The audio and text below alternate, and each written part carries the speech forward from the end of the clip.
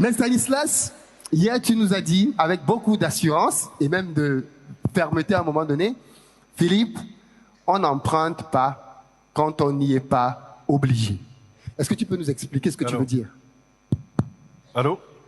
Ça marche? Oui, quand on sait que tu fais de l'immobilier, parce qu'on connaît Stanislas sous la notation financière, mais tu fais de l'immobilier, tu construis des immeubles et tu dis qu'il ne faut pas emprunter sauf quand on y est contraint. Alors, il y a une chose qu'il faut comprendre. Déjà, comprenez que les banquiers ne sont pas des philanthropes. Ils font du business. Donc, ça veut dire que si vous comprenez comment fonctionne la banque et les taux d'intérêt qu'on vous facture, si vous prenez le temps de regarder vos tableaux d'amortissement, vous n'allez jamais emprunter en réalité. Mais ceci dit, on n'emprunte que quand on a besoin d'emprunter, quand on n'a pas le choix. C'est extrêmement important de se rappeler de ça. On n'emprunte pas pour consommer, je suis d'accord avec le banquier, on emprunte pour investir, mais on emprunte non seulement quand on en a besoin, et on n'emprunte pas pour emprunter, parce que si vous empruntez à 15% et que le business dans lequel vous allez investir va vous rapporter 10%, ça n'a pas de sens d'emprunter. Ça veut dire trouver un autre business qui va vous procurer 30%.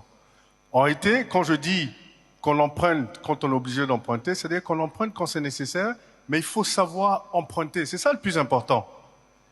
Je comprends que des fois, quand l'argent est disponible, on est tenté de le prendre, mais il est extrêmement important de comprendre que l'argent coûte extrêmement cher.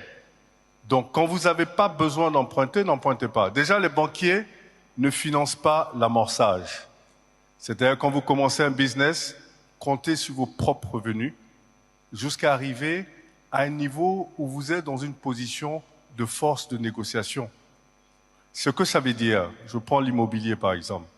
Quand je construis, moi, un immeuble, je construis le gros œuvre sur fonds propres. Avec le banquier, je construirais l'immeuble, le gros œuvre, en 1 an. Mais sans lui, je construirais en 5 ans, mais je ne suis pas pressé. Par contre, quand j'arrive pour emprunter pour les finitions, j'ai déjà investi moi-même, donc je suis dans une position de force de négociation sur les conditions de l'emprunt. J'ai le choix. S'il me finance, je finis les finitions en 1 an. S'il ne me finance pas, je les finis en 5 ans, mais je les finis tout de même.